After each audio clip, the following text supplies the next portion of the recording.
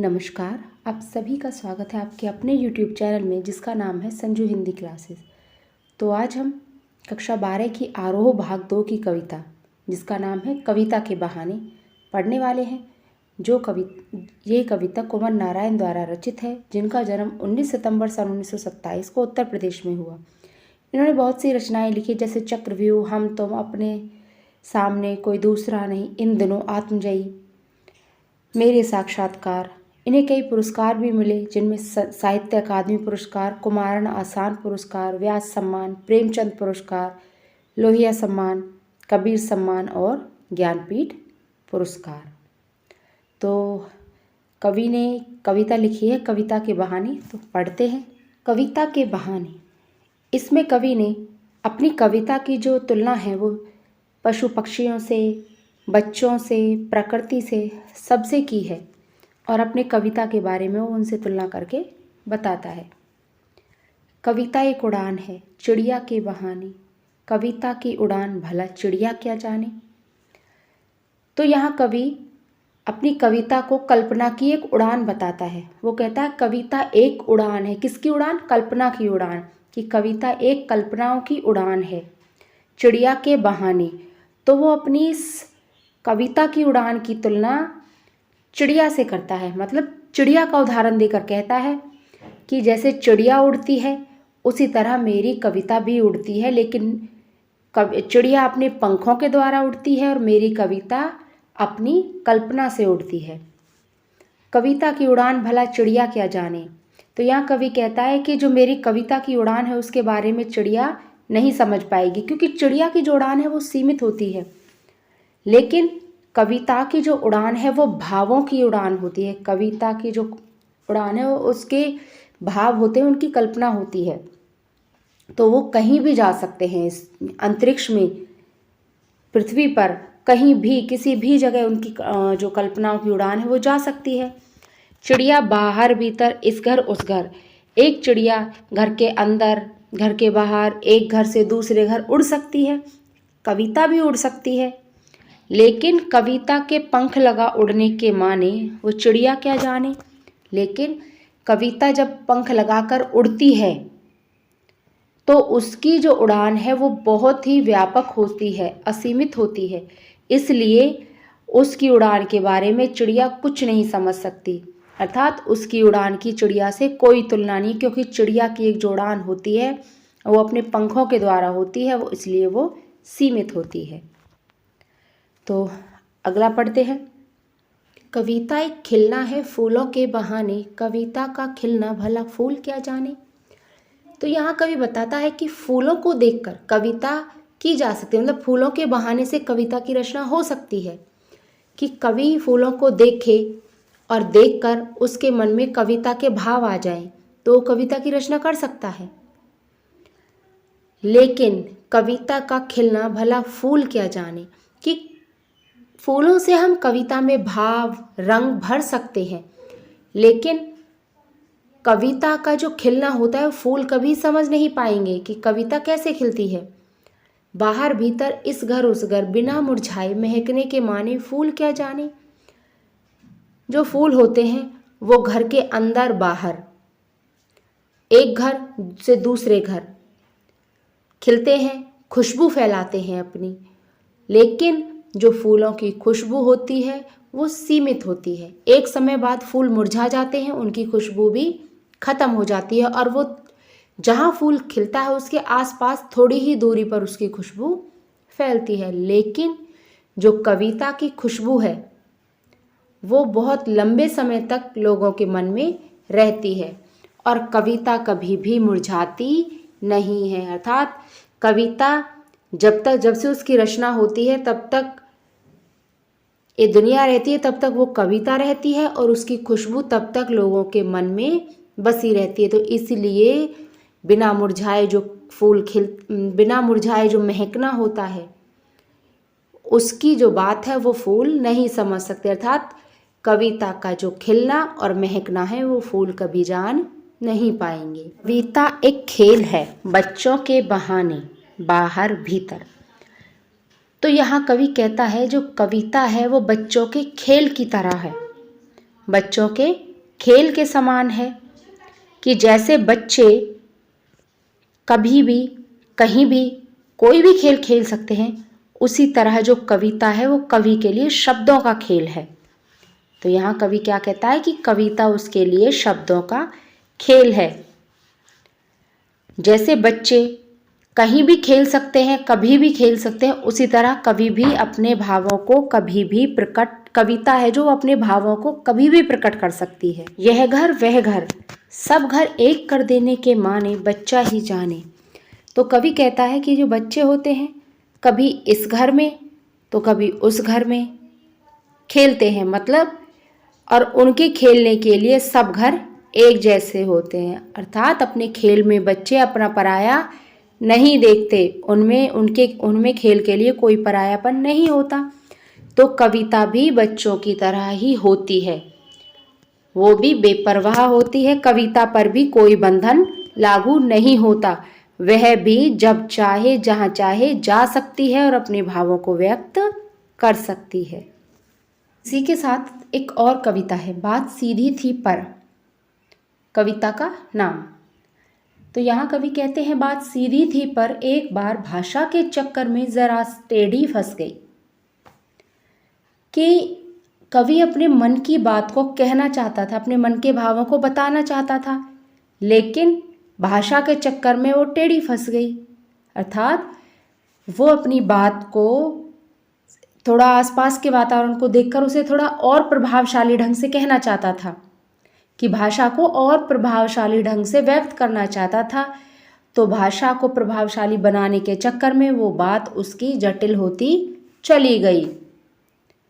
उसे पाने की कोशिश में भाषा को उल्टा पलटा, तोड़ा मरोड़ा, घुमाया फिराया। फिर कवि कहता है कि उसे पाने की, उसे किसे, भाषा की वो जो सरलता थी, उसकी भाषा की सहजता थी, वो कहीं खो गई भाषा को प्रभावशाली बनाने में। तो उसे दोबारा पाने की कोशिश में, कि अपनी बात को फिर से सरल तरीके से वो कह सके, उसने भाषा को उल्टा पलटा, तोड़ा मरोड़ा। तो उसने क्या किया, भाषा के शब्दों को, वाक्यों को इधर उधर उनका उलट फेर किया, कि ताकि उसकी बात फिर से सरल रूप से वो कह सके। कवि कहता है कि किया तो बात बने, कि उसने ये जो प्रयोग किया भाषा का, शब्दों का उलट फेर किया, वाक्यों को बदला, कि इससे या तो उसकी बात बन जाए, उसका काम मतलब आसान हो जाए, या फिर भाषा के से बाहर आए, या फिर वो भाषा के जंजाल से निकल आए। अर्थात उसकी बात का जो मूल भाव था, जो वो मूल बात कहना चाहता था, कि वो स्पष्ट हो जाए। लेकिन इससे भाषा के साथ बात और भी पेचीदा होती चली गई, लेकिन कवि को इसमें कोई भी सफलता नहीं मिली, बात उसकी और भी पेचीदा हो गई। अर्थात वो भाषा के चक्कर में बात सरल ना रहकर और जटिल उसकी बात होती चली गई। सारी मुश्किल को धैर्य से समझे बिना मैं पेज को खोलने के बजाय उसे बेतरह कसता चला जा रहा था। यानी जब कवि की जो बात थी वो और भी अधिक मुश्किल, और भी अधिक पेचीदा हो गई, तो उसने सारी समस्या को नहीं समझा, मतलब जो बात की समस्या थी उसको नहीं समझा, और समस्या का हल खोजने की बजाय धैर्य से मुश्किल को नहीं समझा उसने, बात की समस्या को, और उसका हल ढूंढने की बजाय मैं पेज को खोलने के लिए, अर्थात समस्या का हल ढूंढने की बजाय उसे बेतरह कसता चला जा रहा था। तो उन शब्दों के जाल में मैं और भी बुरी तरह फंसता चला गया, कि समस्या को न समझा न कुछ, बस उसे समस्या का ना कोई हल निकाला, बल्कि और उन शब्दों के जाल में मैं फंसता चला गया। इसीलिए कवि ने कहा कि उसे बेतरह कसता चला जा रहा था, क्योंकि इस करतब पर मुझे साफ सुनाई दे रही थी तमाशबीनों की शाबाशी और वाहवाह। तो यहाँ कवि था जो वो अपनी बात को, जो मूल बात थी अपनी, जो उसको नहीं कह पा रहा था, वो बात किसी को समझ नहीं आ रही थी, लेकिन फिर भी उससे कर्तव्य पर, क्या कर्तव्य था कवि का, मतलब जो शब्द उसने प्रयोग किए थे, नए नए शब्दों का जो प्रभावशाली शब्द प्रयोग किए थे उसने, उन शब्दों को सुनकर जो सुनने वाले थे उनकी शाबाशी और वाह वाह, तमाशबीन मतलब सुनने वाले, तो जो लोग थे उनकी शाबाशी और वाह वाह कवि को साफ सुनाई दे रही थी। ये कहते हैं, आखिरकार वही हुआ जिसका मुझे डर था, जोर जबरदस्ती से बात की चूड़ी मर गई और भाषा में बेकार घूमने लगी। फिर कवि कहते हैं कि फिर आखिर वही हुआ जिसका मुझे डर था। यानी कि कवि है जो वो अपनी बात को कहने के लिए बनावटी भाषा का, बनावटी शब्दों का प्रयोग करने लगा था। तो इस कारण जोर जबरदस्ती से बात की चूड़ी मर गई। जैसे एक पेच होता है, उसको हम जबरदस्ती कहीं कसते हैं तो उसकी चूड़ियाँ जो हो जाती हैं वो मर जाती हैं, मतलब वो पेच कस नहीं पाता। तो उसी तरह वो बनावटी भाषा का कवि प्रयोग कर रहा था जोर जबरदस्ती से, मतलब वो जबरदस्ती शब्दों को उसमें बात में अपने फंसा रहा था। इस कारण जो बात की चूड़ी मर गई, यानी जो बात का प्रभाव था, कवि की बात का जो प्रभाव था, जो अर्थ था, वो सब खत्म हो गया। उसका प्रभाव और बात का अर्थ नष्ट हो गया और वह भाषा में बेकार घूमने लगी। और जो बनावटी भाषा के प्रयोग के चक्कर में जो उसकी बात है वो बिल्कुल बेकार हो गई। उसकी बात बनावटीपन में कहीं उसकी बात जो वो कहना चाहता था वो सब भाव खो गए। मारकर मैंने उसे कील की तरह उसी जगह ठोक दिया। फिर कवि कहते हैं कि जैसे अभी मैंने बताया पेच की चूड़ी मर जाती है तो वो कसा नहीं जाता, तो उसको फिर कील को क्या करते हैं, हम जबरदस्ती उसी जगह ठोक देते हैं। तो उसी तरह अंत में जब कवि अपनी बात का अर्थ नहीं निकाल पाता है, लोगों को अपनी बात नहीं समझा पाता है, तो अंत में वह अपनी बात को वहीं पर छोड़ देता है। अर्थात वो उसका अर्थ समझाने की कोशिश किसी को नहीं करता, वो उस बात को वहीं छोड़ देता है। ऊपर से ठीक ठाक पर अंदर से ना तो उसमें कसाव था ना ताकत। और अंत में जो कवि होता है उसकी जो बाहरी स्थिति होती है वो हमें एक कविता जैसी लगती है। जैसे कविता ऊपर से ठीक ठाक होती है, उसी तरह जो कवि है वो बाहर से उसकी अभिव्यक्ति हमें कविता की तरह दिखाई देती है, पर अंदर से ना तो उसमें कसाव था ना ताकत। पर जैसे कविता बाहरी रूप से ठीक होती है पर उसको पढ़ते हैं तो उसमें ना तो भावों की गहराई होती है ना शब्दों की ताकत होती है। तो उसी तरह कवि था कि बाहरी तौर पर कविता जैसा, लेकिन अंदर से उसके भावों में ना गहराई थी ना कवि के अंदर शब्दों की अब कोई ताकत थी। बात ने जो एक शरारती बच्चे की तरह मुझसे खेल रही थी, मुझे पसीना पोंछते देखकर पूछा, क्या तुमने भाषा को सहूलियत से बरतना कभी नहीं सीखा? जब कवि अपनी बात को किसी के सामने प्रकट नहीं कर पाता, अपने भावों को नहीं रख पाता है, तब बात एक शरारती बच्चे की तरह कवि से पूछती, उसके साथ खेलती है और उससे पूछती है कि जब कवि पसीना पोंछ रहा था तो उसे पसीना पोंछते कवि को देखकर खेल खेल में बात उससे पूछ लेती है कि क्या तुमने भाषा को कभी सरलता के साथ, सहजता, अपनी सहूलियत के साथ बरतना नहीं सीखा, अर्थात तुम्हें अभी तक भाषा का अच्छा सा ज्ञान नहीं हो पाया?